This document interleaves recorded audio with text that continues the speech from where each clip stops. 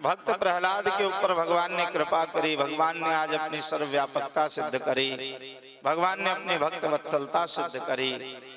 शरण गए कि लाज रखने वाले हैं परमात्मा। भगवान बहुत क्रोधित हो गए थे, हिरण्यकश्यप का नाश किया। आज बड़े बड़े ब्रह्मादि देव भी भगवान की स्तुति करके भगवान को प्रसन्न करने में सक्षम नहीं हो रहे हैं। तब छोटे से प्रहलाद ने भगवान की स्तुति करी और भगवान को शांत किया। तो प्रहलाद जी जब स्तुति करते करते भगवान की तरफ बढ़ रहे थे तो सबने प्रहलाद जी से पूछा, अरे बेटा प्रहलाद, तुमको भय नहीं लग रहा है भगवान से? जिन भगवान नृसिंह के सामने जाने में बड़े बड़े ब्रह्मादि देव भी भयभीत हो रहे हैं, उनके सामने जाने में तुमको भय नहीं लग रहा है? बोले, भय किस बात का? अरे देखो ना, शेर से सारी दुनिया डरे लेकिन शेर का बच्चा थोड़ी ना डरे। शेर से सारी दुनिया डरती है लेकिन उसका बच्चा जो होता है वो तो उसके साथ खेलता है, पंजे से पंजा लड़ाकर उसके साथ लड़ता है। तो मुझे इनसे भयभीत होने की क्या जरूरत है? मैं तो इनका पुत्र हूं, मैं तो इन्हीं का बालक हूं। निर्भय होकर प्रहलाद जी जा रहे हैं भगवान के समीप। एक संत ने बड़ा सुंदर भाव दिया, कहा सबको भय लग रहा था भगवान के सामने जाने में, लेकिन प्रहलाद जी निर्भय होकर जा रहे थे। क्यों? क्योंकि देखो सभी का ध्यान कहाँ था? का सभी का ध्यान भगवान नृसिंह के मुख की तरफ था। सब भगवान नृसिंह के मुख की तरफ देख रहे थे, लेकिन प्रहलाद जी का ध्यान कहाँ है? का प्रहलाद जी का ध्यान भगवान के चरणों में है। और भगवान के ये चरण कमल कैसे हैं? कहा भगवान के ये चरण कमल तो संसार के समस्त भयों को मिटाने वाले हैं। ध्यान रखना जीवन में, यह जीव भयभीत कब तक है? हमको संसार का भय कब तक लगता है? का जब तक हम परमात्मा के चरणों से विमुख हैं, जब तक हम परमात्मा के चरणों से दूर हैं, तभी तक हमारे जीवन में भय है। लेकिन जिस दिन हम भगवान की शरण में चले जाएंगे, जिस दिन हम भगवान की चरण शरण ले लेंगे, भगवान के चरणों का आश्रय ले लेंगे, उस दिन से महाराज हमारे जीवन के सारे भय अपने आप समाप्त हो जाएंगे। भय को मिटाने वाले हैं भगवान के चरण। प्रहलाद जी का ध्यान भगवान के चरणों में है। बहुत लंबी स्तुति करी है प्रहलाद जी ने। कहा, नाथ, बड़े बड़े ब्रह्मादि देव भी आपकी स्तुति करके आपको प्रसन्न करने में सक्षम नहीं हुए, तो फिर मैं आपको कैसे प्रसन्न कर सकता हूँ? एक तो मैं असुर कुलोत्पन्न हूँ, उसमें भी बालक हूँ, मैं आपकी स्तुति करके आपको कैसे प्रसन्न कर सकता हूँ? लेकिन हे नाथ, हे प्रभु, मैं आपको जानता हूँ, आपकी महिमा को जानता हूँ।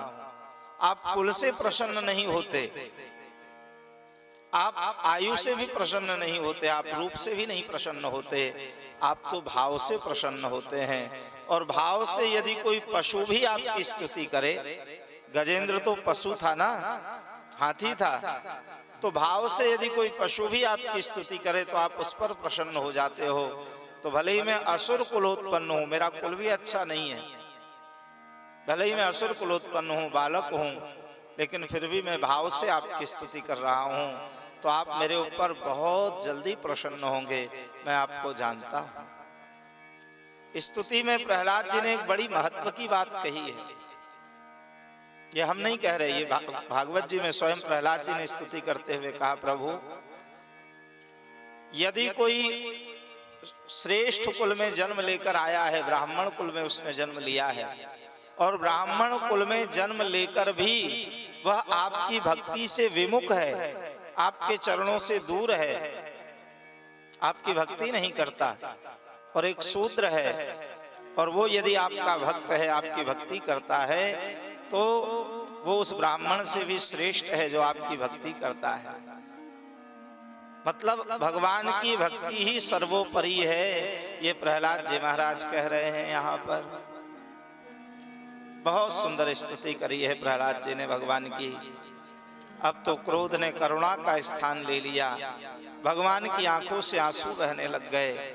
भगवान ने असुर को उठाकर एक तरफ फेंका, प्रहलाद जी को उठाकर अपने हृदय से लगाया कहा बेटा प्रहलाद, तुम कितने कोमलांग हो, तुम्हारी इस कोमल काया ने दुष्ट हिरण्यकश्यपु के ताप को कैसे सहन किया होगा। बेटा प्रहलाद, हम तुमसे बहुत क्षमा मांगते हैं, तुम्हारी सहायतार्थ आने में हमने विलंब कर दिया। बार बार भगवान प्रहलाद जी के अंगों को, उनके शरीर को छूकर देख रहे हैं। भैया यहाँ सामने से मत निकला करो, है ना, पीछे से निकल जाया करो। बोलो भक्तवत्सल भगवान की जय। जैसे नित्य भक्त अपने भगवान से क्षमा मांगता है, वैसे आज भगवान अपने भक्त प्रहलाद से क्षमा मांग रहे हैं। बेटा प्रहलाद, हमको क्षमा कर देना, हमने आने में देर कर दी। सभी देवगण भगवान के इस भक्त वत्सलता का दर्शन कर रहे हैं महाराज। जैसे गाय जब अपने बछड़े को प्रेम करती है तो कैसे जीभ से चाट चाट कर प्रेम करती है, वैसे यहाँ पर भगवान अपने भक्त प्रहलाद को अपनी जीभ से चाट चाट कर प्रेम कर रहे हैं आज। बाद में तो ब्रह्मा जी को बुलाया, ब्रह्मा जी आए सामने, देखा भगवान शांत हो गए हैं, तो भगवान ने कहा, अरे ब्रह्मा जी, जरा वरदान देने में विचार तो किया करो। इस प्रकार से असुरों को, राक्षसों को वरदान दे देते हो आप, तो फिर हमको कैसे चित्र विचित्र रूप बनाने पड़ते हैं। इस प्रकार से असुरों को वरदान देना, ये तो सर्प को अमृत पिलाने के बराबर है। ब्रह्मा जी ने कहा, प्रभु गलती हो गई, आगे से ध्यान रखेंगे।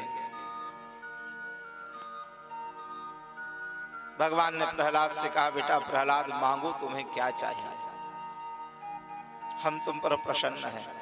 अपने पिता की चिंता मत करो। अरे तुम्हारे जैसा भक्त जिसके कुल में जन्म लेकर आता है, उसकी 21 पीढ़ियां अपने आप तर जाती हैं। और तुम्हारे पिता की चिंता मत करो, तुम्हारे पिता का उद्धार तो हो ही गया। अरे कोई हमारा नाम लेकर भी मरता है तो मुक्त हो जाता है, और तुम्हारे पिता तो हमारी गोद में बैठकर हमारा दर्शन करते हुए हमारे हाथों से ही मरे हैं, तो उनका तो उद्धार हो ही गया। बेटा प्रहलाद, आज हम तुमको वचन देते हैं, आज हमने तुम्हारे पिता को मारा है, लेकिन हम वचन देते हैं आज के बाद हम तुम्हारे कुल में, तुम्हारे वंश में किसी को भी नहीं मारेंगे। बोलो राधे राधे। मांगो बेटा प्रहलाद, क्या चाहिए। तो देखो बार बार भगवान मांगने के लिए कह रहे हैं प्रहलाद जी को, और बार बार प्रहलाद जी इनकार कर रहे हैं। कहा, प्रभु आपका दर्शन हो गया, अब हमें कुछ नहीं चाहिए। कहा, नहीं नहीं बेटा प्रहलाद, कुछ तो मांग लो, हम तुम्हें कुछ देना चाहते हैं। तो बार बार मना करने पर भी जब भगवान ने आग्रह जारी रखा, तो प्रहलाद जी महाराज के मन में संशय हुआ कि मेरे बार बार मना करने पर भी भगवान मांगने के लिए कह रहे हैं, मतलब मैं शायद ऊपर से मना कर रहा हूँ। मेरे भीतर में जरूर कोई ना कोई कामना, कोई ना कोई इच्छा होगी, और परमात्मा तो है अंतर्यामी, और उन अंतर्यामी परमात्मा ने मेरे भीतर में छिपी हुई उस कामना को, उस इच्छा को देख लिया होगा, इसीलिए बार बार मुझसे मांगने के लिए कह रहे हैं।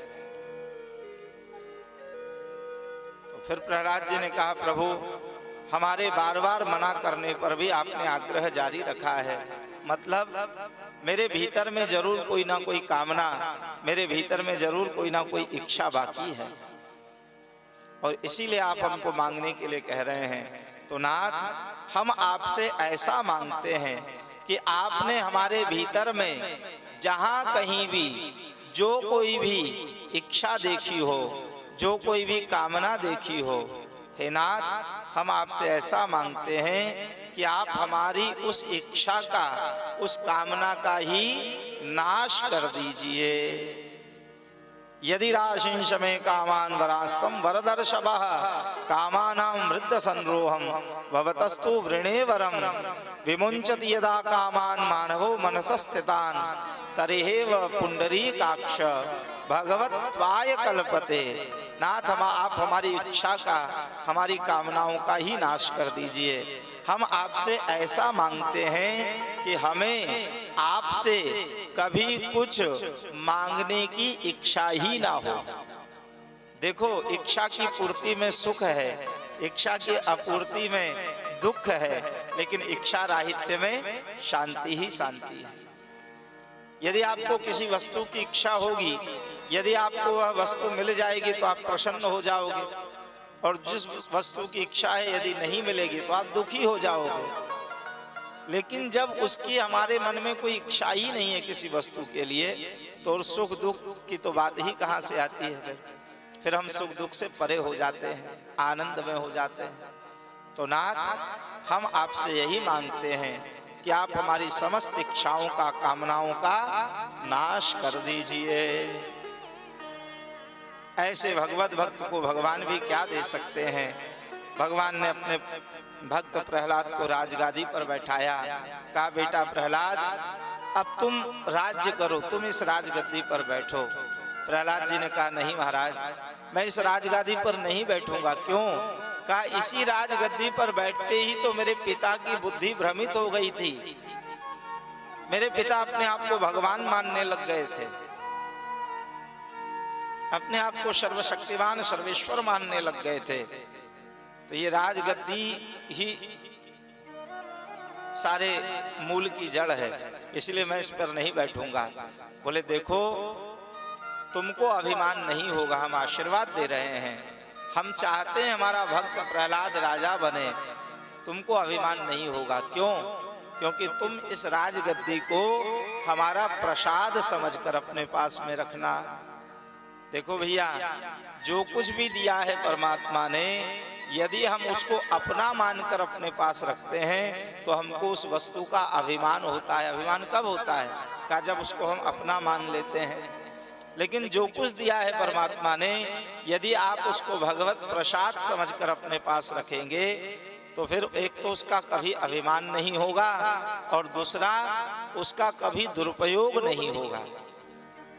जो कुछ भी दिया है परमात्मा ने, यदि उसका भगवत प्रसाद समझकर रखते हैं तो एक तो ये हो जाएगा कि हमारा है नहीं, जब हमारा नहीं है तो फिर अभिमान किस बात का। और दूसरा ये कि भगवान के प्रसाद का दुरुपयोग नहीं होता। भगवान का प्रसाद थोड़ा भी किसी ने दिया है तो उसको हम कितना संभाल कर अपने हाथ में रखते हैं कि कहीं गिर ना जाए। और जब भगवत प्रसाद समझकर रखते हैं तो जो कुछ भी दिया है परमात्मा ने, भले ही थोड़ा दिया है तो थोड़े में ही बहुत